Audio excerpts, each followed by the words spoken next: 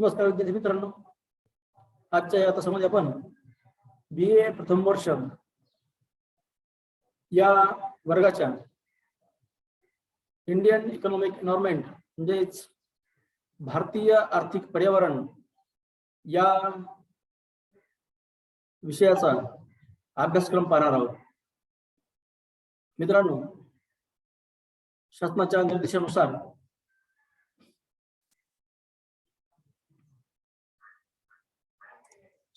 निर्देशानुसार आज सर्व जगभर कोविडची परिस्थिती निर्माण झालेली आहे. या अनुषंगाने सर्वांच्या सुरक्षिततेच्या दृष्टिकोनातून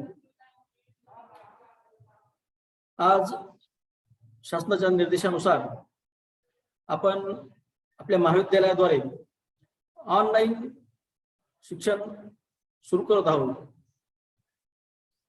तर आजच्या या तासामध्ये आपण सर्वात प्रथम भारतीय आर्थिक पर्यावरण या विषयाचा अभ्यासक्रम काय आहे हा अभ्यासक्रम जाणून घेणार आहोत. यापूर्वी महाविद्यालयामध्ये ऑफलाईन तास चालू होते, काही अभ्यासक्रम पूर्ण झाला होता, परंतु जे विद्यार्थी तासाला उपस्थित नव्हते त्या विद्यार्थ्यांसाठी परत एकदा आपण ऑनलाईन अभ्यासक्रम परत एकदा एक रिव्हिजन स्वरूपामध्ये सुरू करत आहोत. तर आजच्या या तासामध्ये आपण या विषयाचा जो अभ्यासक्रम आहे तो अभ्यासक्रम जाणून घेऊ.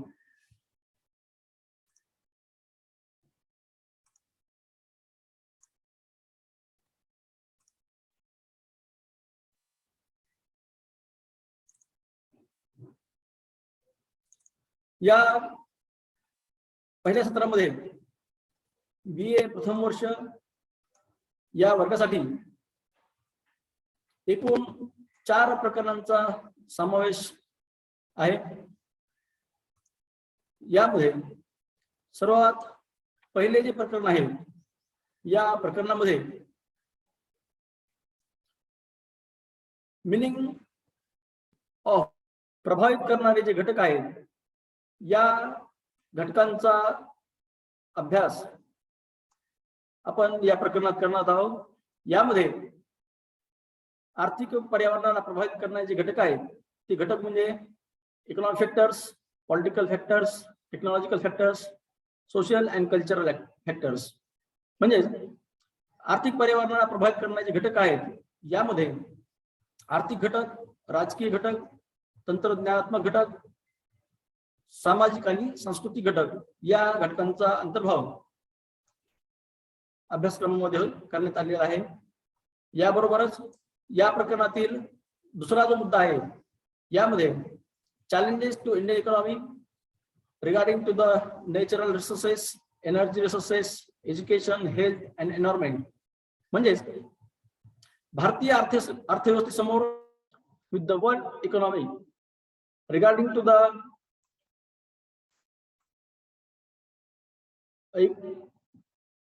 Economy, population, agricultural, industry and service sectors. म्हणजे या मुद्द्यामध्ये आपल्याला इतर जे देश आहेत या देशातील अर्थव्यवस्थेची तुलना करण्याची आहे, लोकसंख्येची तुलना करायची आहे, तसेच कृषी क्षेत्र, उद्योग क्षेत्र आणि सेवा क्षेत्र या क्षेत्रांचा यांचा तुलनात्मक अभ्यास आपल्याला या प्रकरणामध्ये करायचा आहे. यानंतर प्रकरण क्रमांक 2 जे आहे यामध्ये role of agriculture in Indian economy म्हणजेच भारतीय अर्थव्यवस्थेमध्ये कृषी क्षेत्राची भूमिका काय आहे हा अभ्यास आपल्याला या प्रकरणातील पहिल्या मुद्द्यामध्ये करायचा आहे. तर दुसऱ्या प्रकरणामध्ये challenges to the Indian agriculture productive कृषी क्षेत्रातील या प्रवृत्तींचा अभ्यास करायचा आहे. हा अभ्यास आपल्याला भारतीय पीक रचना जी आहे ती कशी आहे, टेक्नॉलॉजीचं किंवा तंत्रज्ञानाचा वापर अलीकडील काळात कशा प्रकारे वाढत गेला आहे किंवा बदलत गेला आहे याचा अभ्यास करायचा आहे. आणि क्रॉप इन्शुरन्स म्हणजे पीक विमा, वॉटर मॅनेजमेंट आणि ऍग्री बिझनेस या घटकांचा अभ्यास आपल्याला प्रकरण क्रमांक 2 मध्ये करायचा आहे. प्रकरण क्रमांक 3 हे आपल्या सत्रातील शेवटचं प्रकरण आहे. या प्रकरणामध्ये आपण इंडस्ट्रियल एन्व्हायरमेंट याचा अभ्यास करणार आहोत. या प्रकरणामध्ये सर्वसामान्यपणे औद्योगिक क्षेत्रासमोरील जी बदलती परिस्थिती आहे, तसेच औद्योगिक क्षेत्रातील ज्या वेगवेगळ्या अलीकडच्या प्रवृत्ती आहेत, औद्योगिक क्षेत्राला अनुसरून जी काही वेगवेगळी धोरणे भारत सरकारद्वारे राबवण्यात येतात या संदर्भातील अभ्यास आपल्याला करायचा आहे. यामध्ये सर्वात प्रथम पहिला जो मुद्दा आहे 3.1 यामध्ये role of industry in Indian economic development म्हणजे भारतीय औद्योगिक क्षेत्र जे आहे या क्षेत्राचा भारतीय अर्थव्यवस्थेमध्ये काय भूमिका आहे, काय रोल आहे, हा अभ्यासाचा आहे. प्रकरण क्रमांक 3 मधील जो दुसरा मुद्दा आहे तो आहे industrial policy resolution 1991 liberalisation, privatisation and globalisation, याला संक्षिप्त स्वरूपामध्ये LPG असे म्हणतात. यामध्ये 1991चं जे औद्योगिक धोरण आहे या धोरणाचा अभ्यास आपल्याला करायचा आहे. तर दुसरा जो मुद्दा आहे तो आहे challenges to Indian industry, labour and employment म्हणजे औद्योगिक क्षेत्रासमोरील जी काही वेगवेगळी आव्हाने आहेत, चॅलेंजेस आहेत, या चॅलेंजेसचा किंवा आव्हानांचा आपल्याला अभ्यास करायचा आहे. यामध्ये श्रमिक आणि रोजगार, रिजनल इम्बॅलन्स म्हणजे विभागीय असंतुलन, वित्त आणि तंत्रज्ञान या संदर्भातील जी आव्हाने भारतीय औद्योगिक क्षेत्रासमोर आहेत त्या आव्हानांचा अभ्यास आपल्याला या मुद्द्यामध्ये करायचा आहे. याच प्रकरणातील चौथा जो मुद्दा आहे तो आहे micro, small and medium enterprises definition and role म्हणजे सूक्ष्म, लघु आणि मध्यम जे उद्योग आहेत त्या उद्योगांचा अभ्यास, त्यांची व्याख्या आणि त्यांची भूमिका देशाच्या विकासामध्ये काय आहे याचा अभ्यास आपल्याला या प्रकरणामध्ये या मुद्द्यामध्ये करायचा आहे. आणि या सत्रातील जो शेवटचं प्रकरण आहे आणि शेवटच्या प्रकरणातील हा शेवटचा मुद्दा आहे तो म्हणजे 3.5 recent trends in Indian industry, Indian multinational and new policies. यामध्ये आपल्याला औद्योगिक क्षेत्रातील नवीन ट्रेंड म्हणजे ज्या प्रवृत्ती आहेत, जे बदल आहेत, जी धोरण आहेत, या धोरणांचा आपल्याला अभ्यास करायचा आहे.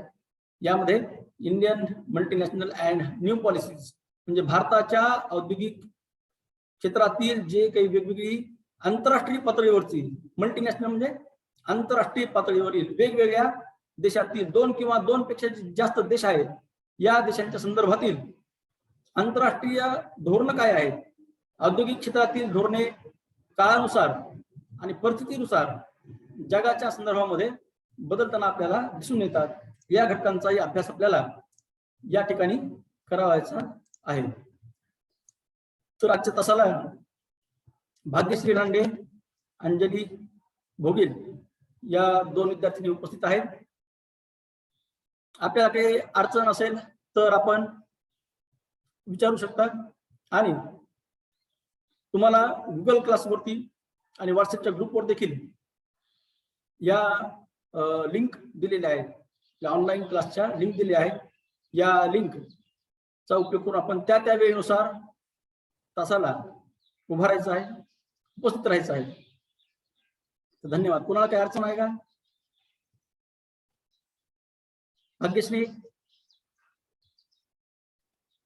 अंजली,